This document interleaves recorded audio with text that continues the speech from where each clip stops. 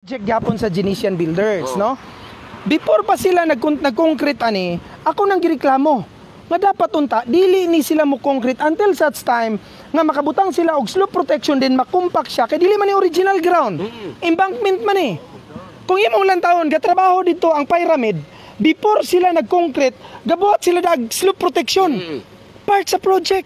Kani karon gisiminto na, gisiminto na, gabiing dako pag yung gibusan para walay makakita.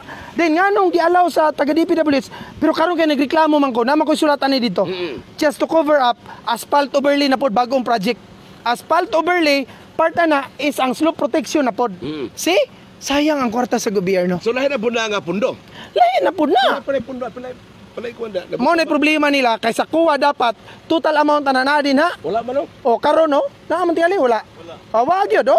So ako na pong hagiton pa manawagan na po ko sa kuha ni. Og DPWH nga unta ibutang ang project project amount. Ug unsa poy project nga kanang naang scope. Kay kani supposedly part ni siya sa original. 4 lanes, original. Og nagreklamo ko ani. Ngano man nga gisiminto ni nga walay klarong shouldering plus slope protection nga embankment man dili man ni original nga ground. Ako nagkatabi ba sa una dito sa unahan pa sa diplohan to karon Genesis Construction. Genesian. Genesian Construction. Amigo ra ba na nato? Amigo na nimo? So how come nga at the point ba medyo sa taon nimo?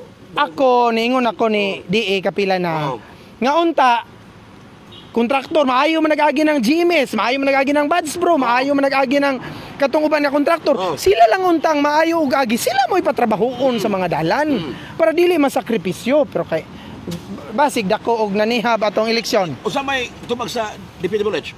Ay ilahang istoryahon ang congressman o gobernador. So na istorya ba kadto? Abot lang kana di ko katubag ana.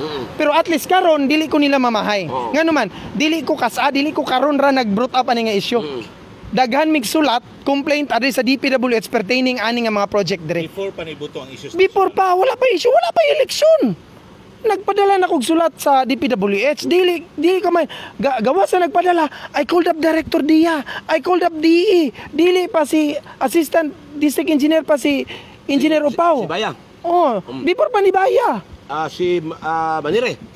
Nagtawag na ko nga ako na silang gi-question kani nga mga project. I don't know og unsay nahitabo. Karon at least makita ninyo.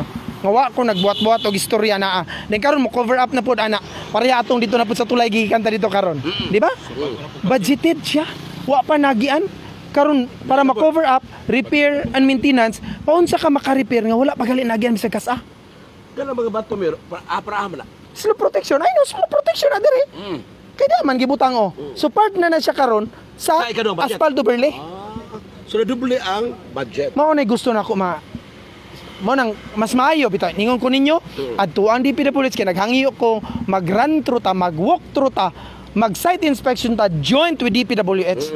So this time ba sa atong ra ko nga pag bisita sa mga project mayor ang DPWH imo na invite unta mo joint karon kapila na ko nagingon nila. Dali mo dire atong lang taon ng project. Habang wala mas na apel. Wala pa eleksyon. So rason nila nga di mas na I don't know. Hadlock tingali. Hadlock tingali. Okay. So next na buta. Ato ta. Next.